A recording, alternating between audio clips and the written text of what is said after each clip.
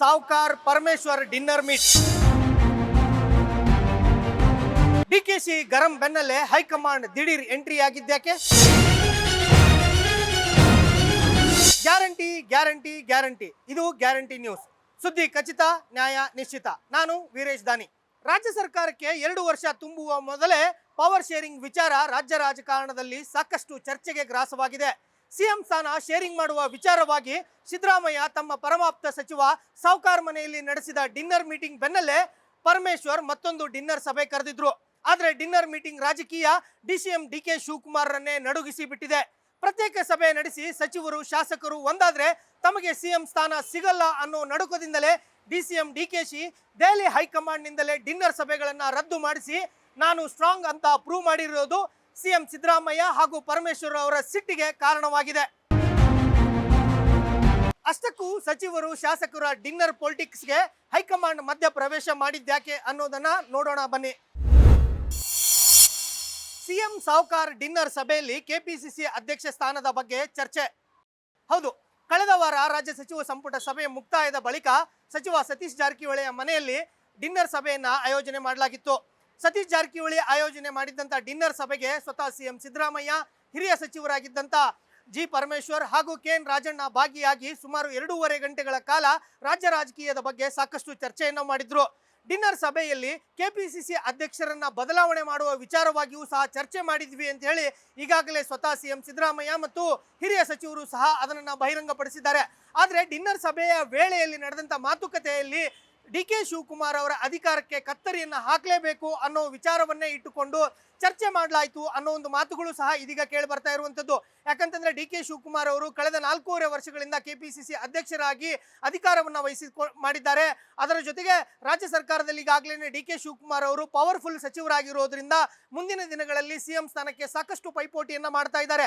ಹೀಗಾಗಿ ಡಿಕೆ ಶಿವಕುಮಾರ್ ಅವರ ಅಧಿಕಾರಕ್ಕೆ ಕತ್ತರಿಯನ್ನು ಹಾಕಲೇಬೇಕು ಅನ್ನೋ ನಿಟ್ಟಿನಲ್ಲೇ ಸತೀಶ್ ಜಾರಕಿಹೊಳಿ ಅವರ ಡಿನ್ನರ್ ಸಭೆಯಲ್ಲಿ ಸಾಕಷ್ಟು ಚರ್ಚೆ ಆಯಿತು ಅನ್ನೋ ಒಂದು ಮಾತುಗಳು ಸಹ ಸುಳ್ಳಲ್ಲ. ಆ ನಿಟ್ಟಿನಲ್ಲೇ ಡಿಕೆ ಶಿವಕುಮಾರ್ ಅವರನ್ನ ಕೆಪಿಸಿಸಿ ಅಧ್ಯಕ್ಷ ಸ್ಥಾನದಿಂದ ಕೆಳಗಿಳಿಸಿ ಆ ಸ್ಥಾನಕ್ಕೆ ಸಚಿವ ಸತೀಶ್ ಜಾರಕಿಹೊಳಿ ಅವರನ್ನ ನೇಮಕ ಮಾಡಬೇಕು ಅನ್ನೋ ನಿಟ್ಟಿನಲ್ಲೇ ಸಿಎಂ ಸಿದ್ದರಾಮಯ್ಯನವರು, ಕೆಎನ್ ರಾಜಣ್ಣ, ಪರಮೇಶ್ವರ್ ಅವರು ಸಾಕಷ್ಟು ಚರ್ಚೆಯನ್ನ ಮಾಡಿದ್ರು ಅನ್ನೋ ಒಂದು ಮಾತುಗಳು ಕೇಳಿ ಬರ್ತಾ ಇರುವಂಥದ್ದು.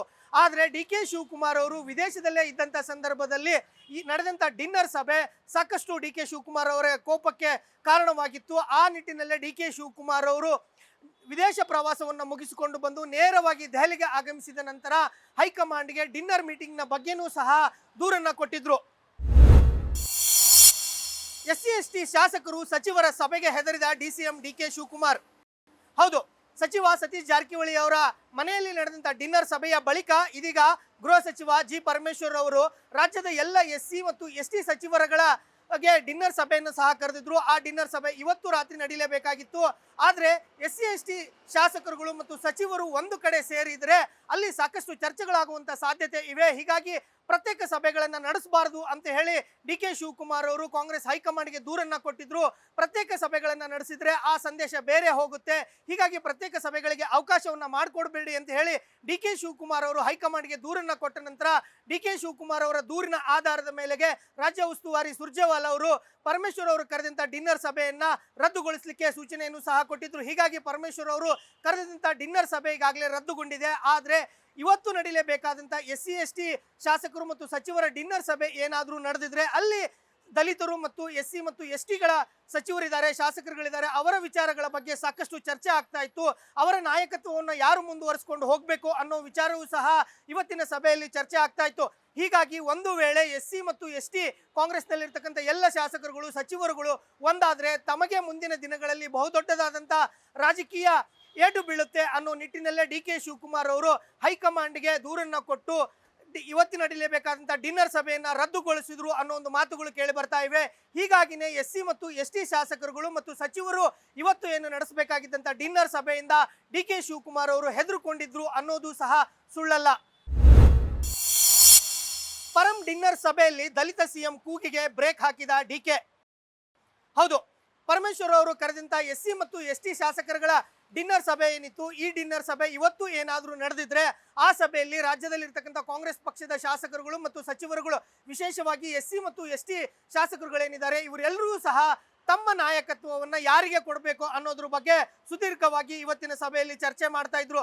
ಒಂದು ವೇಳೆ SC ಮತ್ತು ST ಶಾಸಕರುಗಳು ಎಲ್ಲರೂ ಸಹ ಒಗ್ಗಟ್ಟಾಗಿ ಅವರ ನಾಯಕತ್ವವನ್ನ ಜಿ ಪರಮೇಶ್ವರ್ ಅವರಿಗೆ ಕೊಟ್ರೆ ಮುಂದಿನ ದಿನಗಳಲ್ಲಿ ರಾಜ್ಯದಲ್ಲಿ ದಲಿತ ಸಿಎಂ ಕೂಗು ಮತ್ತೊಮ್ಮೆ ಕೇಳಿ ಬರುತ್ತೆ. ಹೀಗಾಗಿ ಪರಮೇಶ್ವರ್ ಅವರು ಸಹ ಸಿಎಂ ಸ್ಥಾನಕ್ಕೆ ಬಹುದೊಡ್ಡದಾದಂತ ಆಕಾಂಕ್ಷಿ ಆಗ್ತಾರೆ, ಅವರು ಸಹ ಟಫ್ ಕಾಂಪಿಟೇಟರ್ ಆಗ್ತಾರೆ ಅನ್ನೋದು DK ಶಿವಕುಮಾರ್ ಅವರಿಗೆ ಗೊತ್ತಿರುವಂತ ವಿಚಾರವೇ.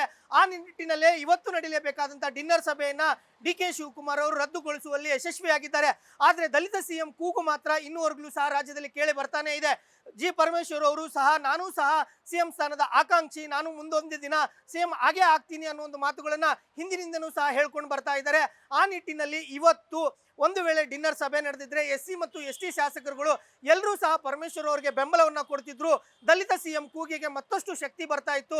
ಪರಮೇಶ್ವರ್ ಅವರು ಸಹ ಮುಂದಿನ ದಿನಗಳಲ್ಲಿ ಸಿಎಂ ಸ್ಥಾನಕ್ಕೆ ಬಹುದೊಡ್ಡ ಆಕಾಂಕ್ಷಿ ಆಗ್ತಾ ಇದ್ರು ಅನ್ನೋ ನಿಟ್ಟಿನಲ್ಲೇ DK ಶಿವಕುಮಾರ್ ಅವರು ಇವತ್ತಿನ ಡಿನ್ನರ್ ಸಭೆಗೆ ಬ್ರೇಕ್ ಹಾಕಿಸಿದ್ದಾರೆ ಅನ್ನೋ ಒಂದು ಮಾತುಗಳು ಇದೀಗ SC ಮತ್ತು ST ಶಾಸಕರುಗಳು ಹೇಳ್ತಾ ಇರುವಂತದ್ದು.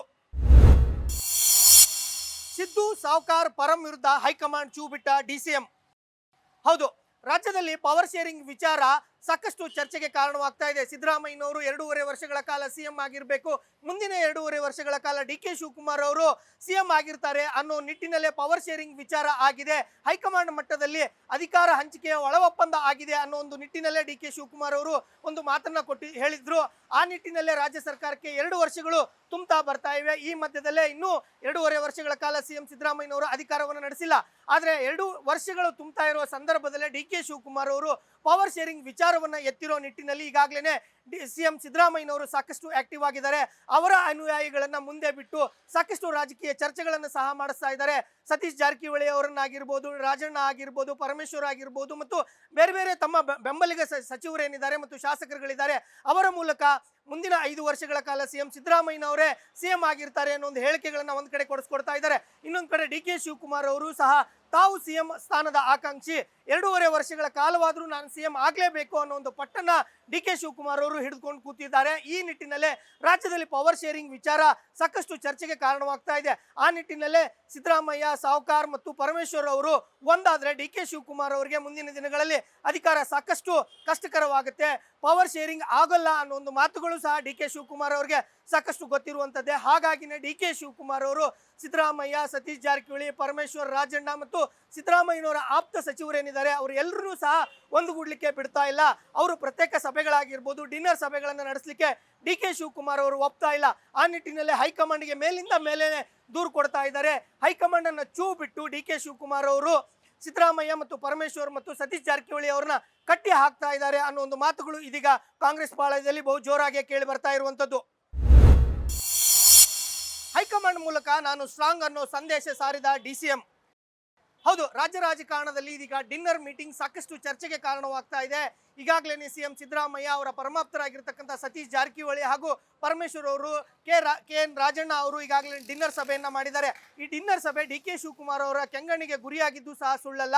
ಅದರ ಬೆನ್ನಲ್ಲೇ ಜಿ ಪರಮೇಶ್ವರ್ ಅವರು ಕರೆದಂತ ಡಿನ್ನರ್ ಮೀಟಿಂಗ್ ಇದೀಗ ಕ್ಯಾನ್ಸಲ್ ಆಗಿದೆ. ಆ ಡಿನ್ನರ್ ಮೀಟಿಂಗ್ ಕ್ಯಾನ್ಸಲ್ ಆಗ್ಲಿಕ್ಕೆ DK ಶಿವಕುಮಾರ್ ಅವರು ಪ್ರಮುಖ ಕಾರಣರು ಅನ್ನೋದು ಸುಳ್ಳಲ್ಲ. ಯಾಕಂತಂದ್ರೆ DK ಶಿವಕುಮಾರ್ ಅವರು ನಿನ್ನೆ ದೆಹಲಿಯಲ್ಲಿ ಇದ್ದಂತ ಸಂದರ್ಭದಲ್ಲಿ ದೆಹಲಿ ಹೈಕಮಾಂಡ್ಗೆ DK ಶಿವಕುಮಾರ್ ಅವರು ದೂರು ಕೊಟ್ಟ ನಂತರ ರಾಜ್ಯ ಉಸ್ತುವಾರಿ ಸುರ್ಜೇವಾಲಾ ಅವರ ಆದೇಶದ ಮೇರೆಗೆ ಡಿನ್ನರ್ ಸಭೆ ರದ್ದಾಗಿರುವಂತದ್ದು. ಹೀಗಾಗಿ DK ಶಿವಕುಮಾರ್ ಅವರು ನಾನು ಸ್ಟ್ರಾಂಗ್, ಹೈಕಮಾಂಡ್ ಮಟ್ಟದಲ್ಲಿ ನನ್ನದೇ ಆದಂತಹ ಪ್ರಭಾವವಿದೆ, ಆ ನಿಟ್ಟಿನಲ್ಲೇ ನಾನು ಪರಮೇಶ್ವರ್ ಅವರು ಕರೆದಿದ್ದಂತ ಡಿನ್ನರ್ ಸಭೆಯನ್ನ ರದ್ದುಗೊಳಿಸಿದ್ದೀನಿ ಅನ್ನೋ ಸ್ಟ್ರಾಂಗ್ ಅನ್ನೋ ಸಂದೇಶವನ್ನ ಈಗಾಗಲೇ DK ಶಿವಕುಮಾರ್ ಅವರು ರಾಜ್ಯ ನಾಯಕರಿಗೆ ಸಾರಿದ್ದಾರೆ. ಆದ್ರೆ DK ಶಿವಕುಮಾರ್ ಅವರು ಹೈಕಮಾಂಡದಲ್ಲಿ ತಮ್ಮದೇ ಆದಂತಹ ಒಂದು ಇಮೇಜ್ ಅನ್ನು ಏನು ಇಟ್ಕೊಂಡಿದ್ದಾರೆ, ಆ ಇಮೇಜ್ ಅನ್ನೇ ಮುಂದುವರಿಸಿಕೊಂಡು ಹೋಗ್ಲಿಕ್ಕೆ ಸಾಕಷ್ಟು ಪ್ರಯತ್ನವನ್ನ ಮಾಡ್ತಾ ಇರುವಂತದ್ದು. ಯಾಕಂತಂದ್ರೆ ಹೈಕಮಾಂಡ್ ಮಾತ್ರ ಬೆಂಬಲವನ್ನ ಕೊಟ್ರೆ ಮಾತ್ರ DK ಶಿವಕುಮಾರ್ ಅವರು ಮುಂದಿನ ದಿನಗಳಲ್ಲಿ ಸಿಎಂ ಆಗ್ಲಿಕ್ಕೆ ಸಾಧ್ಯ. ಹೀಗಾಗಿನೇ DK ಶಿವಕುಮಾರ್ ಅವರು ರಾಜ್ಯ ರಾಜಕಾರಣದಲ್ಲಿ ಆಗ್ತಿರುವಂತಹ ಬೆಳವಣಿಗೆಗಳನ್ನ ಸೂಕ್ಷ್ಮವಾಗಿ ಹೈಕಮಾಂಡ್ಗೆ ತಲುಪಿಸುವ ಮೂಲಕ, ಹೈಕಮಾಂಡ್ ಮಟ್ಟದಲ್ಲಿ ತಮ್ಮದೇ ಆದಂತಹ ಶಕ್ತಿಯನ್ನು ಪ್ರಯೋಗಿಸುವ ಮೂಲಕ DK ಶಿವಕುಮಾರ್ ಅವರು ರಾಜ್ಯ ನಾಯಕರುಗಳಿಗೆ ಮೇಲಿಂದ ಮೇಲೆ ಏಟುಗಳನ್ನು ಕೊಡ್ತಾನೆ ಬರ್ತಾ ಇದ್ದಾರೆ. ಹಾಗಾಗಿನೇ DK ಶಿವಕುಮಾರ್ ಅವರು ಹೈಕಮಾಂಡ್ ಮಟ್ಟದಲ್ಲಿ ಬಹಳಷ್ಟು ಸ್ಟ್ರಾಂಗ್ ಆಗಿದ್ದಾರೆ ಅನ್ನೋ ಒಂದು ಸಂದೇಶ ಸಹ ಸುಳ್ಳಲ್ಲ ಅಂತ ಹೇಳ್ಬಹುದಾಗಿದೆ. ಇನ್ನಷ್ಟು ಸುದ್ದಿಗಳಿಗಾಗಿ ನೋಡ್ತಾ ಇರಿ ಗ್ಯಾರಂಟಿ ನ್ಯೂಸ್. ಸುದ್ದಿ ಖಚಿತ, ನ್ಯಾಯ ನಿಶ್ಚಿತ. ಗ್ಯಾರಂಟಿ ನ್ಯೂಸ್, ಸುದ್ದಿ ಖಚಿತ, ನ್ಯಾಯ ನಿಶ್ಚಿತ.